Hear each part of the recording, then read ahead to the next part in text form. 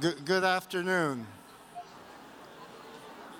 If you can take your seats, we'll get on with the next film.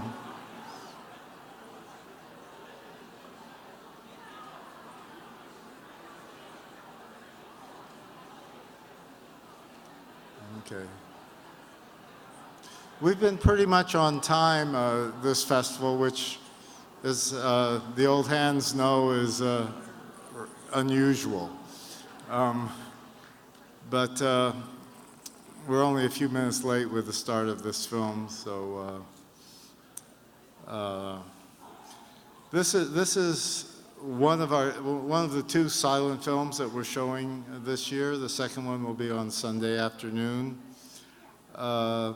This is our traditional alloy orchestra accompanied silent film. This is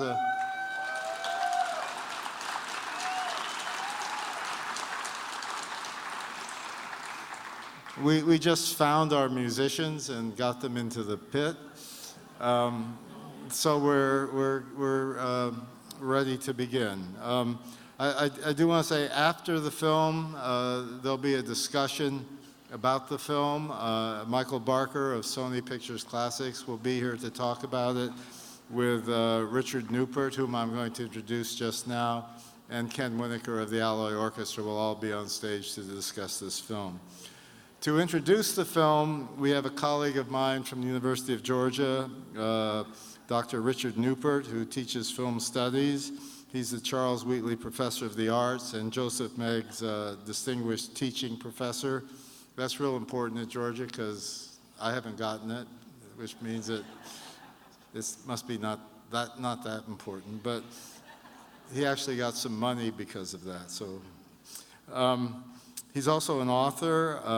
He writes on the French New Wave. He writes on animation. And he has a new book out by the University of Illinois Press, just came out a couple of weeks ago, on John Lasseter of Pixar. So look for that book. Unfortunately, it's not out in the East Lobby, but you can get it online. So without further ado, here's Richard Newport to introduce this film. Richard? Thank you very much. Thanks to Nate Cohn, my good friend. Thanks to Nate and also certainly Chaz Ebert for welcoming me back here. I was here the year of the volcano a few years back. Anyway, just a really brief introduction. I know we want to keep on time. It's not the shortest of silent films. Marcel L'Herbier was born in 1888. He was really a pillar of French cinema for much of the century. He shot his first feature film in the late teens, in 1919. He shot his last film, a documentary, in 1975, just a couple years before he died at the age of 91. So he was around for the whole century. He did a bunch of really important things. Most of his films that are for film history, it's considered most significant, are from the 1920s and a lot of the silent stuff, and especially Les Humains you're going to see in a few minutes. But he also did important stuff. There was a panel on women this morning. He collaborated with Germaine Dulac, one of the most famous women filmmakers in France and of the silent era anywhere, to make a company to do documentaries on all kinds of topics, including feminist topics in the 1930s, when women couldn't vote in France. He was the co-founder of the Cinémathèque Française, which is still the greatest museum and film bookstore or film library in the world in Paris. He also helped co-found EDEC, which was the film school of France, which still exists also and is one of the top 5 usually rated in the world to this day. So he's really had an immense impact on French cinema, French film culture throughout the era. What's really important for us today, he starts out as a symbolist, a poet, a novelist. He's publishing poems in his teens and was really part of a great modernist movement in the 19-teens and symbolism, etc. And then he saw a silent movie by Cecil B. DeMille. Hopefully a lot of you have seen The Cheat. The Cheat is one of the great American films of all time. And it completely changed his conception of the power of cinema. And anybody who's seen The Cheat, and hopefully a lot of you have, there are going to be a number of scenes later in the movie, especially with these rice paper-like walls and silhouettes and action behind, that are really a copy of, or a tribute really to The Cheat. And it made him think that literature, poetry, theater were not dead, but just didn't really speak to the moment.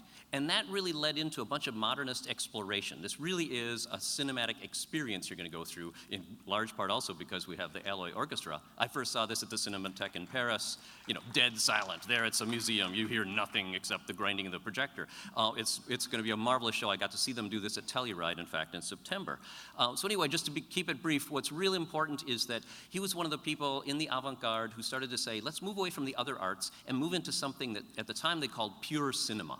That cinema should do things that the other arts cannot. And he's going to be really in the vanguard of pushing this. He had a great faith that cinema could communicate in lots of ways emotions, thoughts, and things that not only the other arts couldn't, but that would really make us think differently. He had a faith in the cinema to make people really experience the world differently and in a very different way than the very human empathy kind of film you just saw, but really to get people to get inside of their own minds and how can you transport things like that. And that led into Impressionism.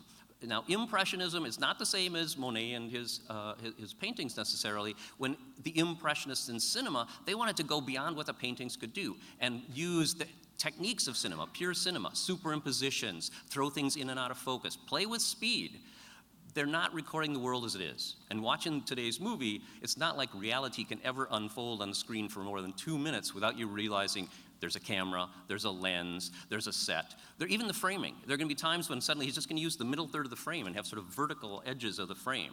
So the Impressionists thought, throw away reality. Reality is terrible. They just went through the horrors of World War I. They want to rethink what art can do, and especially what cinema can do, a kinetic art for the time, for their era. So the Impressionists are really going to try to think of ways to communicate desire, fantasies, and in the course of this film, there are going to be a couple of scenes where you go, is this a flashback? Is somebody thinking this? Is L'Herbier just sticking this in here? And sometimes you can't tell. Is it a sort of a shared memory? Is this a hallucination? And that's what the Impressionists want to do. It's almost like if you take a bunch of paintings by Monet of the front of that cathedral and then start to layer them on top of each other and have them move and the camera move. So it's really a vibrant activity and exploration in the 1920s. I'm just going to give you a couple quick quotes and we'll get moving. One thing is Jean Epstein of The Fall of House of Usher in 1924 when this film came out said, I consider Marcel L'Herbier to be the greatest, most original director in France today. He understands that cinema of the future will move further and further away from realism and more toward pure art, pure cinema.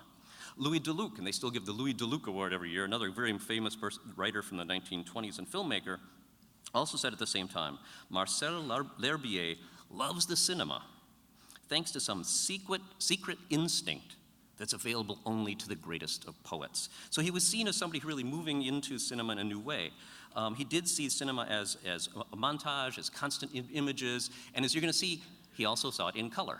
The tinting and toning of this print are just stunning. He didn't just think in terms of action and moving cameras and editing rhythm, he also thought in terms of color rhythm and a sort of alternation. So it goes beyond realism of the usual, oh, it's kind of dark purple, that must be evening.